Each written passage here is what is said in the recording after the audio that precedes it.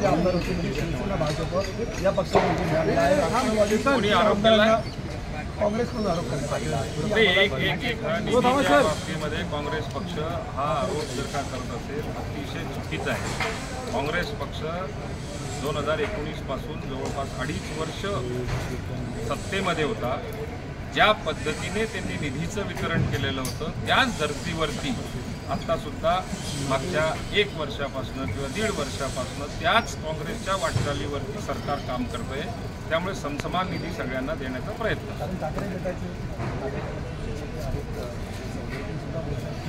आमच्या मतदारसंघाच्या मी in short सांगितलं की पहिल्या 2.5 वर्षामध्ये काँग्रेस, मुख्यमंत्री उद्धव ठाकरे साहेब आणि आदरणीय अजितदादा तिघं मिळून सगळा जो सभागृहाच्या प्रत्येक विरोधाचा किंवा सत्ताधाऱ्यांचा विचार करून निधीचं वितरण करत होते. त्याच पद्धतीने आता शिंदे साहेब, फडणवीस साहेब आणि अजितदादा त्यांनी जी शिकवण घातलेली आहे त्याच धर्तीवरती ते निधीचं वितरण करतात. सर मंडळ सर समोर बघा प्लीज.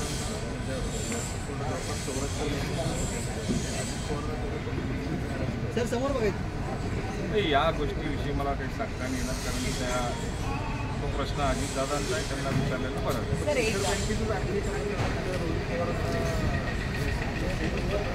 मला नाही कल्पना, मला सांगा. सर मंडल आयोग जे आहे त्याला आव्हान देण्याचा विचार जरांगे पाटील यांनी व्यक्त करून दाखवला. तर दुसरीकडे छगन भुजबळ म्हणाले की मंडल आयोगाला आव्हान देऊन दाखवत असं ते म्हणतात. माझा प्रश्न असा आहे की एकीकडे सरकार आरक्षण देतं म्हणते, दुसरीकडे सरकारमधलेच एक मंत्री त्या आरक्षणाला आव्हान देत आहेत. त्यामुळे 2 पक्षांमध्ये किंवा सरकारमध्ये आलबेल नाही असं विरोधक म्हणतात. महाराष्ट्रातल्या प्रत्येक समाज घटकांना आपल्याला न्याय देण्याच्या आता आपली कुठेतरी वक्तव्य करून या सगळ्या मराठा समाजाला किंवा ओबीसी समाजाला न्याय देण्याची भूमिका आपण मांडली पाहिजे. त्याच्यामध्ये एक दुसऱ्याला समजा जर का आपण या स्वरूपाची वक्तव्य केली त्या समाजाचं आपल्या मंडल आयोगाला आपण चॅलेंज करणं हेही काही बरोबर नाही. की तो देशाचा निर्णय होता, राज्याला हितकारी निर्णय होता, ओबीसीच्या भल्याकरता होता. कुठल्या आयोगाला आपण चॅलेंज करणं हे काही मला असं वाटतं की त्याच्यावरती कोणी भाष्य नको केलं पाहिजे आणि एक दुसऱ्याला चॅलेंज करण्याची भूमिका ही योग्य नाही. आता राज्यसभेसाठी राष्ट्रवादीचा उमेदवार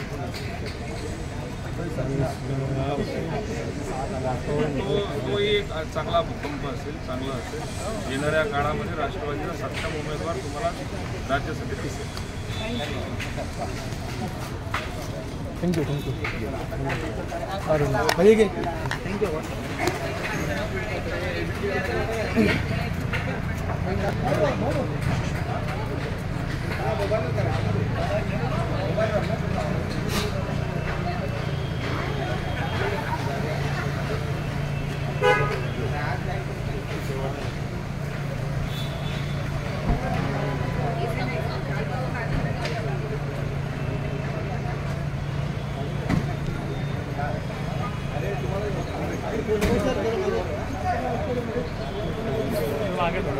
मी भारतीय जनता पार्टीबरोबर आहात गेला असा एक प्रश्न केला की मला विचारला. 2019 मध्ये ज्या वेळेला आघाडीचं सरकार निर्माण झालं त्यावेळेला शिवसेनेबरोबर कोणी घेतला? आदरणीय पवार साहेबांनी. परत सरकारमध्ये सामील व्हायचा निर्णय, शिवसेनेबरोबर जाण्याचा निर्णय पवार साहेबांनी घेतला. आत्ता आम्ही जो निर्णय घेतलेला आहे तो कोणाबरोबर गेलेलो आहे? शिवसेनेबरोबरच गेलेलो आहे. जो राष्ट्रवादी काँग्रेस पक्षाचा 2019 पासून जो शिवसेनेच्या बरोबर जाण्याचा सरकारमध्ये समावेश होण्याचा जो निर्णय 2019ला घेतला तोच आता पुढे शिवसेनेबरोबर जाण्याचा आम्ही निर्णय घेतला. त्यामुळे येणाऱ्या काळामध्ये शिवसेनेचे असतील, राष्ट्रवादीचे असतील, भाजपचे असतील किंवा अन्य कुठल्या पक्षाचे असतील, राष्ट्रवादी काँग्रेस पक्षाचे खासदार हे त्या राज्यसभेमध्ये जातात. दोन्ही पक्षकारांच्या माध्यमातून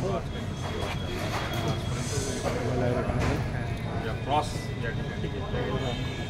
मला आत्मविश्वास आहे कुठल्याही फॅक्ट्सच्या आधारावर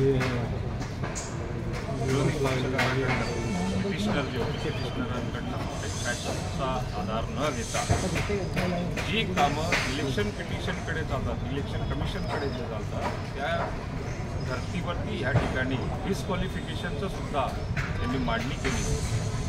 त्यांच्याजवळ कुठल्याही फॅक्ट्स नव्हत्या.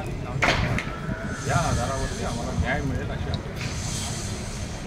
आज एकूण चर्चेदरम्यान खरं तर एक असा विषय आला की शरद पवार हे प्राथमिक सदस्यच नाही असा एक विषय आला. तुम्हाला याबद्दल काही कल्पना आहे? जे प्राथमिक सदस्य नाही ते बरेचसे नेते मी गेल्या 2017 पासून बरेचसे नेते ज्यांची अपॉइंटमेंट सातत्याने 2015 पासून केवळ फक्त अपॉइंटमेंट चालले, बरेचसे नेते हे प्राथमिक सदस्य असतील अशी मला शंका.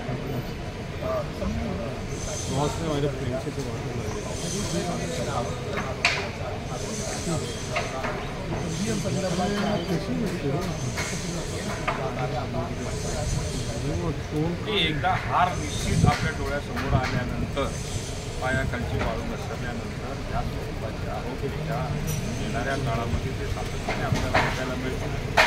निवडणुकीनंतर केवळ फक्त EVM मशीनच्या बाबतीमध्ये आपण ठोकर अंडी EVM मशीनवर सोडायची ही भूमिका आजच काँग्रेस पक्षाने ठामपणे आपली धरलेली आहे. आणि त्या दृष्टिकोनातून EVM आम्हाला हरवतं, जनतेमध्ये आमची काय पात्रता आहे, जनतेमध्ये आमच्या पक्षाला काय स्थान आहे हे त्यांना पटवता येत नाही किंवा जनतेसमोर जाता येत नाही. काहीतरी कारण पाहिजे म्हणून EVM मशीन. महत्त्वाचं 30 तारखेच्या बैठकीनंतर वारंवार या सगळ्यामध्ये उल्लेख झाला की पहिला युक्तिवाद. दुसरा महत्त्वाचा मुद्दा तुमच्या बाजूने ज्या सगळ्या सह्या करण्यात आल्या त्या सह्याच्या आमदारांकडे त्यातल्या काही जण मुंबई बैठकीला उपस्थित नव्हते असं त्या बाजूने युक्तिवाद करण्यात आलं. आणि युक्तिवादामध्ये समोरच्यांजवळ कुठल्याही प्रकारच्या फॅक्ट्स या त्यांना सापडत नव्हत्या म्हणून ही बैठक झाली नाही, ती बैठक झाली नाही. एकदा आमदार उपस्थित झाले आणि त्यांनी जर का त्यांच्या सह्या केल्या म्हणजे बैठकीला जे उपस्थित आहेत, फिजिकली आहेत, हे त्या ठिकाणी प्रूव्ह आम्ही केलेलं आहे. त्यांनी काहीही मांडलं तरी त्याला मला असं वाटतं की त्यांना काहीही सापडत नसल्यामुळे ही बैठक झाली नाही किंवा ती बैठक झाली नाही या स्वरूपाचं त्यांनी स्टेटमेंट केलं. सर, महायुतीमध्ये शिवसेना सुद्धा तुमचा दुसरा पक्ष शिवसेनेचे 2 आमदार संजय शिरसाट असतील किंवा इतर एक आमदार असतील म्हणतात की छगन भुजबळांनी राजीनामा द्यावा आणि नंतर त्यांची भूमिका जाहीर करावी अशी ती भूमिका मांडली. मुख्यमंत्र्यांविरोधात ती भूमिका भुजबळांचा राजीनामा घ्यावा असं म्हणतात. भुजबळ साहेब आपल्या भूमिकेवरती ठाम आहे. गेल्या 30-35 वर्षापासून त्यांची भूमिका सातत्याने जनतेसमोर मांडतायत. OBC करणं त्यांचा सातत्याने लढा झालेला आहे. त्या गोष्टीचा आणि भुजबळ साहेबांच्या राजीनाम्याचा किंवा OBCच्या लढ्याच्या बाबतीमध्ये हे 2 वेगवेगळे विषय आहेत. OBCचा नेता म्हणूनच आजपर्यंत भुजबळ साहेबांनी सातत्याने काम केलेलं ते त्यांचं काम करतायत. त्यामुळे राजीनामा घेणं हा काही विषय या ठिकाणी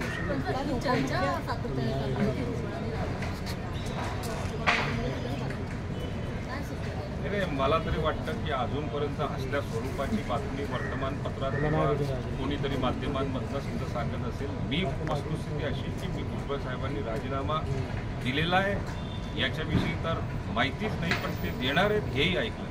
काल अजित पवारांकडे जी काही बैठक झाली त्या बैठकीमध्ये सगळ्याच आमदारांना, सगळ्याच पदाधिकाऱ्यांना असं सांगण्यात आलं कळतंय की OBC असो किंवा मराठा असो, आरक्षणाच्या संदर्भामध्ये कुणीही कुठली वक्तव्य करू नये किंवा कुठलाही. राष्ट्रवादी काँग्रेस पक्षाची स्पष्ट भूमिका सुरुवातीपासून आपण बघितलेली आहे, जनतेने बघितलेली आहे.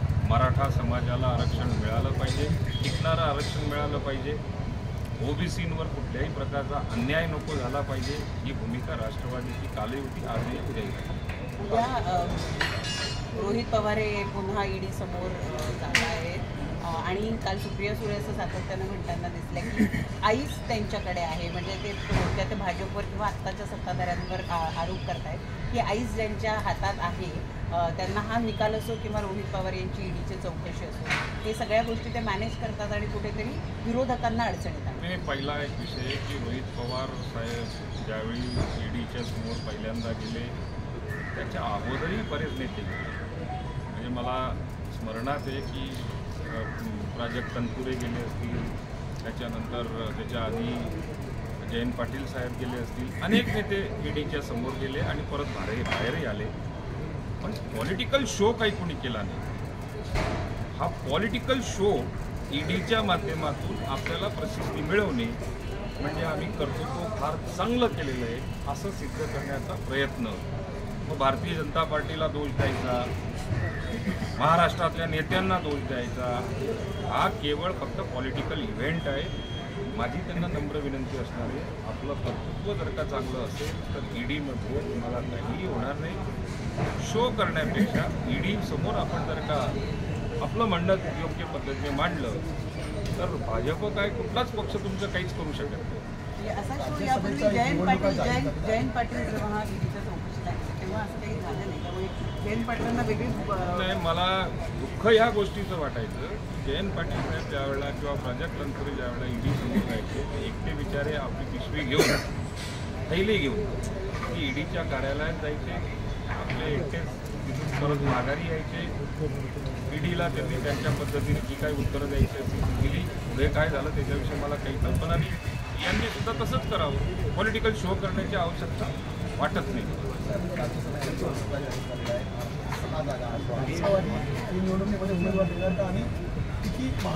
राष्ट्रवादी काँग्रेसची भूमिका सुरुवातीपासून असं आता इलेक्शन आपलं डिस्क्वालिफिकेशनमध्ये एक विषय निघाला.